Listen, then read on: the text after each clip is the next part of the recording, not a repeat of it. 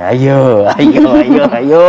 Tapi ngomong penonton kita pagi ini ada nggak ya kira-kira yang menyaksikan kita siapa? Menok BUMN, Mentan, Menkes, Jaksa Agung, TNI, Polri, Menkes, siapa lagi? Kepala daerah, ya kan? Saya umumin loh. Apa saya umumin? reshuffle-nya? Bukan. Bukan, kirain reshuffle. Merek-merek barang yang Data-datanya. diimpornya.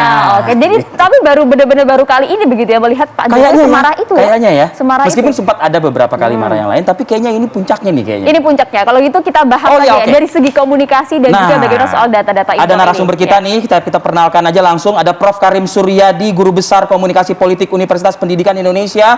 Juga ada Prof. Hendrawan Supratikno, politisi PDI Perjuangan, dan juga ada Mas Bima Yudhistira, Direktur Celios. Selamat pagi. Assalamualaikum, Prof. selamat pagi, Bapak-bapak. Mas Bima.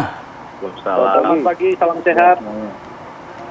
Salam sehat Salam selalu. sehat untuk kita semua. Tadi sudah menyaksikan kita bersama-sama ya. Tadi saya dan Rivi ngobrol. Baru kali ini lihat Pak Jokowi semarah itu. Bahkan di salah satu headline media di depan saya, baru lihat Jokowi marah. Bilang jangan main-main 3 kali. Di data. Oke. Bilang awas 2 kali. 2 kali. Bilang sedih sekali. 1 ya kan? kali. Bilang gregetan sekali. 1 Bilang jengkel dan lain-lain di data satu persatu. Larang tepuk tangan 3 kali. Nah, itu dia. Saya ingin ke Prof. Karim Suryadi. Tanggapan Anda, Prof. Ya, pertama saya tidak menggunakan kata marah ya, meskipun Jokowi mengatakan saya greget, saya kesel. Tetapi menurut saya ini salah satu bentuk personifikasi Presiden Joko Widodo yang diambilnya atas teraduk-aduknya emosi rakyat. Jadi ada teori dalam political tone mengatakan ketika seseorang ikut marah atau ikut mengambil emosi yang dirasakan oleh audiennya, dia melakukan personifikasi yang sempurna. Mengapa saya bilang emosi kita diaduk-aduk?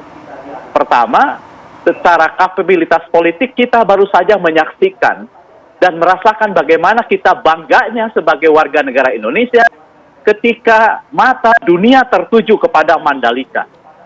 Kita pun misalnya diintrodusir kebanggaan kita tentang simbol sebagai negara maju, seperti yang dikatakan oleh Pak Presiden tadi, ada simbol kemajuan infrastruktur, ada simbol pembangunan ibu kota negara yang cerdas, tapi kita pun ya diaduk-aduk dengan kapabilitas regulatif dan distributif menyangkut minyak goreng.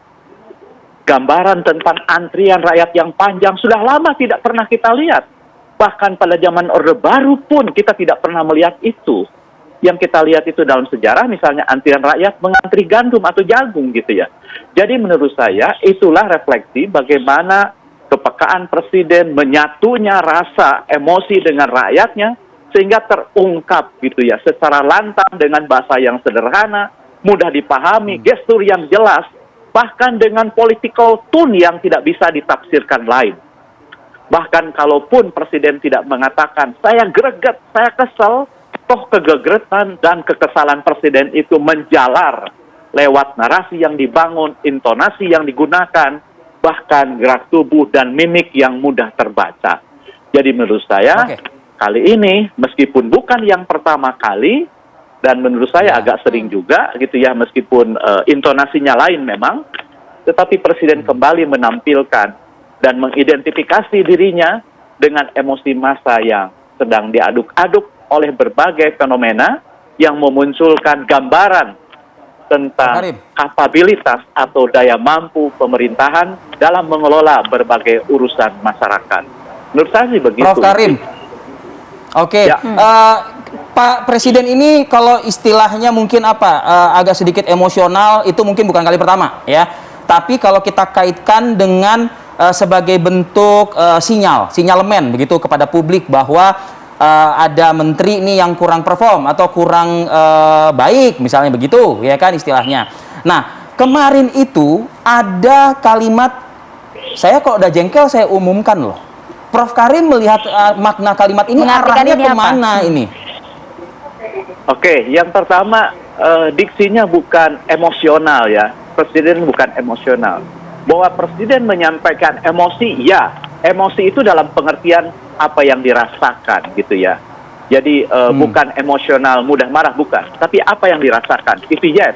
Dan semua orang ketika berbicara, dia akan menghantarkan emosinya sebagai alat untuk memodulasi pesan sekaligus menciptakan harapan, ya, harapan terkait dengan apa? Harapan terkait dengan apa yang ingin dia tegaskan dan respon yang diharapkan. Itu yang pertama. Yang kedua terkait dengan kata umumkan dalam konteks pidato Pak Presiden, lihatnya dia akan mengumumkan lembaga-lembaga yang masih mengimpor item-item yang mudah ditemukan di dalam negeri. Jadi detail data ya? Kan sudah diumumkan, misalnya, Prof. Kan sudah diumumkan. Ya, saya tidak membacanya gitu ya, dalam konteks yang diumumkan itu ini nama-nama pengganti menteri-menteri yang di-highlight. Saya tidak membaca konteks itu. Meskipun itu bukan sesuatu hal yang mustahil. Tapi jawaban kalau misalnya dihubungkan dengan reshuffle, menurut saya ada dua ya faktor penentunya. Pertama, sekarang semua kekuatan sudah bergabung pada pemerintahan. Jadi Presiden Jokowi adalah orang yang berkuasa karena didukung oleh kekuatan-kekuatan partai politik yang ada. Pertanyaannya, apakah dia akan menggunakan kekuasaannya dan berani mengambil tindakan melakukan reshuffle? Ini jawaban yang tidak mudah. Karena apa? Karena dia akan ingin meninggalkan jabatannya, dikenang sebagai presiden yang bekerja, tapi juga tanpa meninggalkan luka dengan koalisi-koalisinya. Jadi pilihannya, apakah dia akan menjadi burung yang bebas gitu ya, tidak banyak pertimbangan, tapi yang penting bagaimana dia targetnya tercapai gitu ya. Atau dia akan seperti misalnya angsa lapar gitu ya, yang sering berteriak tapi ragu mengambil tindakan. Kenapa? Karena politik kan tidak beroperasi di ruang yang hampa gitu ya. Kesetimbangan harus dibangun dengan berbagai partai gitu ya, dengan elemen-elemen masyarakat dan kelompok pendukung yang lainnya. Selain itu juga ada harga yang harus dibayar, misalnya apakah melakukan reshuffle itu efisien dibandingkan dengan waktu yang dibutuhkan oleh pejabat baru untuk mempelajari bidang tugasnya.